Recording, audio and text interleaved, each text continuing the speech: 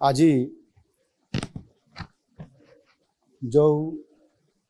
आसंता 2024-25 आर्थिक वर्ष पर जो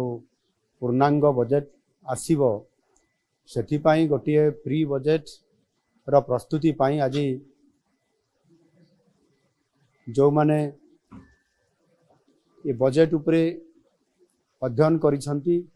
पूर्वरु बजेट प्रस्तुत करिसंती बजेट को कार्यकारी करिसंती अर्थ मंत्री एवं अर्थ विभाग रो सचिव एवं जो माने अर्थ उपरे पांडित्य अर्जन करिसंती एवं विभिन्न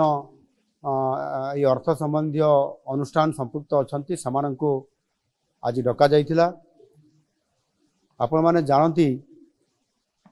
आम सरकार प्रथम ही लोकंक सरकार भावरे साधारण जनतांकर मतामत को गुरुतर दे आसी 2024 आर्थिक वर्ष पर साधारण बजेट आगामी 25 तारीख रे विधानसभा रे उपस्थापित हेबार ये कार्यक्रम अछि। आमर बजेट टी जेपरी वास्तव रे लोकंकर बजेट हेकरी लोकंक पाखरे उपस्थापना हो पारिबो समस्तंकर आशा आकांक्षा को प्रतिफलित करि पारिबो सेथिपाई ए उद्यम जारी रहिछि। आउ एथिपाई मध्य ऑनलाइन जरिया रे व्हाट्सएप माध्यम रे आमे मतामत लड़ीछु एवं अति सुखद खबर अछि जे ये मतामत एथर बहु आग्रह रे अनेक लोक इतरे सामिल होइचंती एवं पाखापाखि प्राय 12,000 रु अधिक लोक मतामत देइचंती ऑनलाइन जरिया रे जहा कि पूर्व वर्ष मानक तुलना रे ये 6 गुण अधिक लोकंक एपरी व्यापक अंशग्रहण आम पाई बहुत बड़े गोटे उत्साहजनक। आज मध्य ए प्री बजेट रो ई प्रस्तुति बैठक रे पाखापाखि प्राय 150 रु अधिक लोक विज्ञ लोक एटी उपस्थित थिले। समानक भितर अनेक जहाँ मु कहली अर्थ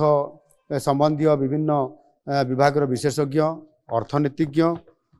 पूर्वतन अर्थमंत्री अर्थ सचिव एवं समाजर विभिन्न वर्गर लोक माने अर्थ संबंधी जो माने अनेक ओडिशार भविष्य कथा चिंता करती से समस्ते विभिन्न मतामत देइछंती। ये मतामत देवा भितर समानक भितर 26 जन अति मूल्यवान तांकर प्रस्ताव एवं मतामत समाने सेठी उपस्थापना करबा सहित मध्य लिखित आकार मध्य प्रस्ताव समाने देइछंती। समानकर समस्त मतामत एवं प्रस्ताव को आम विभाग तरफ लिपिबद्ध करा जाइछि एवं ताहाकू विचार करी आगामी दिन रे जो आमर बजेट आसबार अछि तांकर मतामत को निश्चित भाव रे आमे यथासंभव एथिरे प्रतिफलित करिया पई आमे चेष्टा करिवु। आ सेथि पई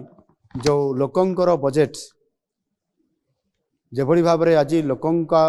पई प्रस्तुत हेबा को जाउ अछि ता निश्चित भाव रे आगामी दिन रे ओडिसा को नुआ ओडिसा गठन करिबारे सहायक हबो। धन्यवाद।